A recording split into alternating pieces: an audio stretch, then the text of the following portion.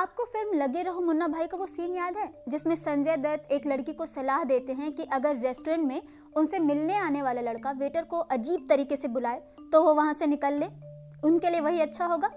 याद होगा, है ना? और ये बात सही भी है।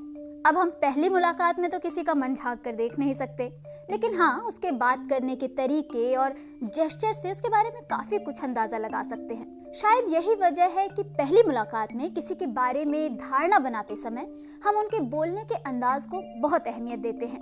इतना ही नहीं बल्कि हम अपने जीवन के हर पहलू में इस बात को बहुत महत्व देते हैं। लेकिन हम ऐसा करते क्यों हैं, है ना? ये सवाल आपके मन में भी आता होगा। ऐसा इसलिए है क्योंकि हमारी आवाज हमारे बारे में, हमारी सोच के बारे में बहुत ज्यादा जानकारी देती है। यूनिवर्सिटी ऑफ मॉन्टपेलियर में भाषा विज्ञान की शोधकर्ता मेलिसा बर्कर डिफ्राइट्स कहती हैं कि आप अपनी आवाज के जरिए शब्दों को बोलते हैं और इसके जरिए जानकारियां साझा करते हैं।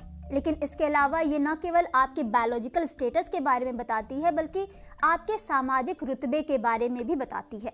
इतना ही नहीं, इससे ये भी पता चलता है कि आप क्या करते हैं और आपका इकोनॉमिक स्टेटस क्या है। इससे आपकी मेंटल हेल्थ का भी पता चलता है। आसान शब्दों में कहें तो हमारी आवाज की गुणवत्ता हमारे बारे में लगभग सारी जानकारी दे देती है। लोगों की आवाजों में बहुत ही मामूली सा अंतर होता है जो आप तुरंत 1 सेकंड के 10वें हिस्से से भी कम समय में महसूस कर लेते हैं।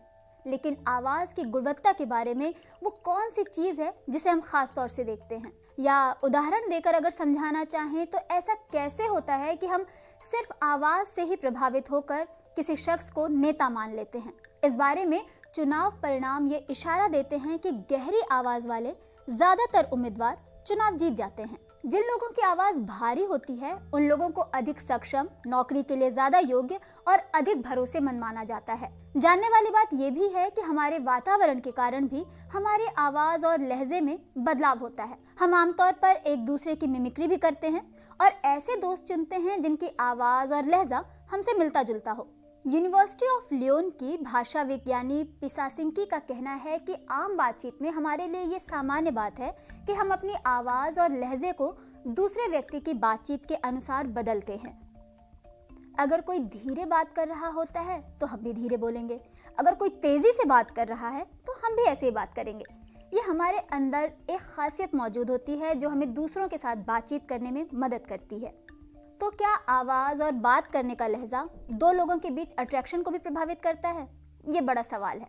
काफी समय तक ये सोचा जाता था कि जिस तरह से भारी आवाज राजनेताओं को लोकप्रिय बना देती है, उसी तरह इसकी वजह से पुरुष भी आकर्षक लगते हैं। मेलिसा बर्कर डिफ्राइट्स कहती हैं कि पुरुषों में मौजूद टेस्टोस्टेरोन हार्मोन का उनकी आवाज के भारीपन से संबंध है। अपनी आवाज में भारीपन के जरिए एक पुरुष अपने साथी को अपनी क्षमता का संकेत दे सकता है। ये जता सकता है कि उसके पास नेतृत्व का कौशल भी है। यही कारण है कि आजकल बायोलॉजिस्ट कहते हैं कि भारी या गहरी आवाज महिलाओं को आकर्षक लगती है। लेकिन पुरुषों से इतर वो क्या चीज है जो महिलाओं की आवाज को आकर्षक बनाती है? जब दुनिया भर में अलग अलग आवाजों की जांच की गई तो पाया गया कि ऐसी महिलाएं जिनकी आवाज की पिच ज्यादा होती है उन्हें जल्दी पार्टनर मिलते हैं। ये भी सच है कि युवतियों की आवाज की पिच ज्यादा होती है और इससे उनकी उम्र और उनकी खूबसूरती के बारे में भी पता चलता है। इस संबंध में हुए शोध में ये बात भी सामने आई है कि पहले महिलाएं डेट्स पर अपनी आवाज की पिच बढ़ाती थीं, लेकिन पिछले कुछ सालों में कुछ शोधकर्ताओं का कहना है कि इसमें बड़ा बदलाव आया है। यानी महिलाएं किसी आकर्षक व्यक्ति के सामने अपनी आवाज हल्की कर लेती हैं। इसी तरह के एक अध्ययन में फ्रांसीसी पुरुषों और महिलाओं की आवाजों की जांच की गई और पाया गया कि फ्रांसीसी पुरुषों को वो महिलाएं ज्यादा आकर्षक लगीं जिनकी आवाज गहरी थी या कम पिच वाली थी।